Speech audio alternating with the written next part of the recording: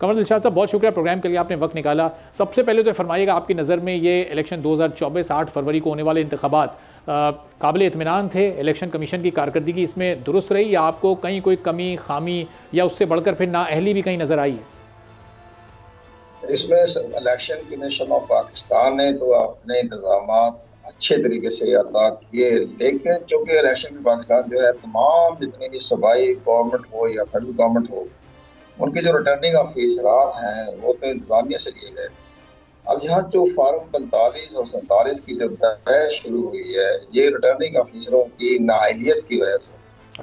Returning ऑफिसरान को चाहिए था कि अपने फार्म 45 जो है ये फंडामेंटल बुनियादी दस्तावेजात है, जो सुप्रीम कोर्ट ऑफ पाकिस्तान में भी अगर कोई इलेक्शन के हवाले से कोई रिट निशान करेगा तो फार्म 45 ही बुनियादी हैसियत का हामिल होता है। अब अगर किसी रिटर्निंग ऑफिसर ने फार्म 45 और 47 के दरमियान कोई उसने कोई टेम्परी करने की कोशिश की है तो यह फिर इलेक्शन कमीशन ऑफ पाकिस्तान की जिम्मेदारी है कि वो फार्म 45 और 45 और 47 दोनों देख कर अपना मुआवजा कर लें और ये मालूम हो जाए कि जब फिजिकल वेरिफिकेशन के सामने ये बात आ जाए यहाँ रिटर्निंग ऑफिसर ने फार्म 45 को इग्नोर किया है या इसमें टेम्परिंग की है, तो फिर उस रिटर्निंग ऑफिसर के खिलाफ ज़ाब्ती कार्रवाई नहीं, उसको फौरी तौर पर शौकात नोटिस जारी किया जाए और उसके बाद उसके खिलाफ मुकदमे तो बाद की बात है, लेकिन फिलहाल तो उसको सर्विस से मुअत्तल किया जाए। लेकिन ये सारे मामला तो इलेक्शन कमीशन पाकिस्तान को अपनी गिरफ्त में लेना चाहिए। उनके पास आईनी और कानूनी इख्तियारात बेपनाह है आर्टिकल 220 के तहत, लेकिन इन हालात को देखते हुए हमें नजर नहीं आ रहा कि जगह जगह लोग 45 फार्म। लेकिन एक और बड़ी अहम बात यह है कि जो फार्म 45 के बारे में भी शक व शुबहात पाए जाते हैं, इसमें बहुत से फोटोशॉप का खतरा भी है, टेम्परी का खतरा भी है। तो हारने वाला होता है वो अपने अपने तरीके के मुताबिक हालात को मुतनाज़ा बनाने की कोशिश करते हैं। ये हमारा एक सियासी कल्चर भी है, सियासी तौर पर ऐसा होता रहता है। कमर साहब, क्या आप ये कहना चाह रहे हैं कि क्या फॉर्म 45 जाली भी बनाए जा सकते हैं और फिर उनको असली के तौर पर पेश किया जा सकता है? जहाँ बकायदा फार्म 45 को अगर किसी ने उसकी फोटोशॉप की है या उसके बनी पर इलेक्शन के पाकिस्तान का फर्ज है ना, बड़ी कमेटी बनाए, बैठाए, देखें और कहें कि इस पर बाकायदा उसको आगे नादरा साथ मौजूद है, नादरा इलेक्शन कमीशन के साथ खड़ा है, वो एकदम वो फोरेंसिक के जरिए तो पता चल जाएगा ये फोटोशॉप हुई है, जाली है कैसे, और जिसने वो जाली तौर पर पेश किया है जिस सियासी जमात के नुमाइंदे ने या कैंडिडेट ने उसके खिलाफ एक्शन लिया जाए। अगर किसी ने रिटर्निंग ऑफिसर ने अपनी कोई हाथ की सफाई की है उसके खिलाफ भी एक्शन लिया जाए। तो ये दोनों कमर साहब, अभी तक हम ये मुतालबा ही कर रहे हैं, आप और हम मिलकर ही इलेक्शन कमीशन से, कि ये सारे स्टेप्स लिए जाएं। आज 7-8 रोज गुजर चुके हैं, इलेक्शन के नतीजे भी आए हुए, अब तक ये हो नहीं जाना चाहिए था? जितने आज़ाद उम्मीदवार हैं जो उनके क्लेम्स हैं कि उनके पास अपने हल्कों के फॉर्म 45 मौजूद हैं और वो 30 से 40 नशस्तें क्लेम कर रहे हैं कि वहाँ पर उनके साथ धांधली हुई है, किसी और का नतीजा अनाउंस कर दिया गया विनर के तौर पर, अब तक तो ये मामला हल हो जाना चाहिए था। क्या कहते हैं आप? ये दुरुस्त फरमाया आपने, आपका तजिया बिल्कुल दुरुस्त है। देखने बात ये 8 फरवरी को आपके इंतखाबात हो गए हैं, तो आज 16 तारीख है, 16 फरवरी है आज, तो ये 4-5-6 दिन गुजर गए हैं। इसमें तो इमीडिएटली जो है चंद घंटों में जो है सारा फैसला सामने आ जाता है।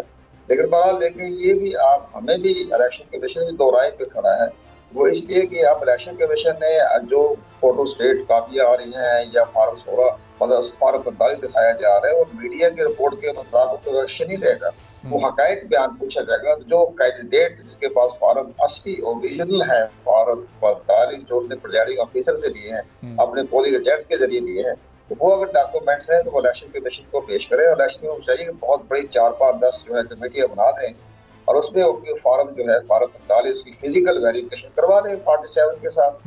अब वो रिटर्निंग ऑफिसर ना करवाएं, रिटर्निंग ऑफिसर जिसने गड़बड़ की है, टेम्परिंग की है, वो क्यों हकायक बयान करें? और कमर साहब, ये जो इसमें ताखीर हो रही है इलेक्शन कमीशन की तरफ से, इसकी क्या वजूहत आपको समझ आती हैं? जो कि जितना ताखीर होगी उतने ज्यादा इल्जामात सामने आएंगे, उतना ही मामला मशकूक होता जाता है।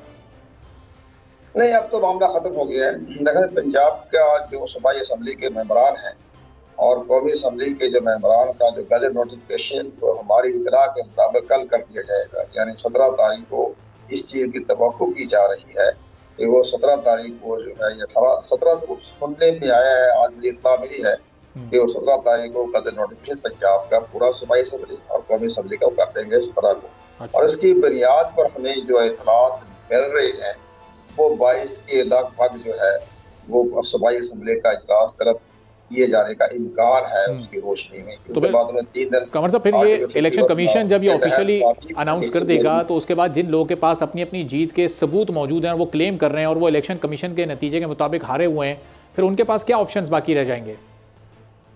वो इसके बाद के सबसे बड़ा 2 तरीके हैं। अगर बहुत शदीद किस्म की मुतनाज़ा है मामला ऐसा जिस पर इलेक्शन कमीशन मुतमईन हो जाए कि वाकया यहाँ गड़बड़ हुई है, टेम्परिंग हुई है, तो फिर इलेक्शन कमीशन पाकिस्तान के पास इलेक्शन एक्ट का सेक्शन 9 के तहत उस हल्के को दोबारा इंतखाबात भी करवाया जा सकता है या फारग 45 की बुनियाद बनाए कि ये दुरुस्त है और रिटर्निंग ऑफिसर से दानिस्ता या नादिस्ता गलती हो गई है तो वो तब्दील कर सकता है सेक्शन 9 के तहत। इसके बावजूद भी अगर किसी को शिकायत हो या बाद में शिकायतें आ रही हों तो फिर वो 45 दिन के अंदर अंदर जो है वो अपनी इलेक्शन ट्रिब्यूनल में उसकी दरखास्त जमा करवाएगा। फिर इलेक्शन ट्रिब्यूनल बन गए हैं, फिर इलेक्शन ट्रिब्यूनल फैसला करेगा और उनके लिए भी इलेक्शन एक्ट के तहत 4 महीने के अंदर अंदर उनको अपना फैसला करने के इख्तियार हैं।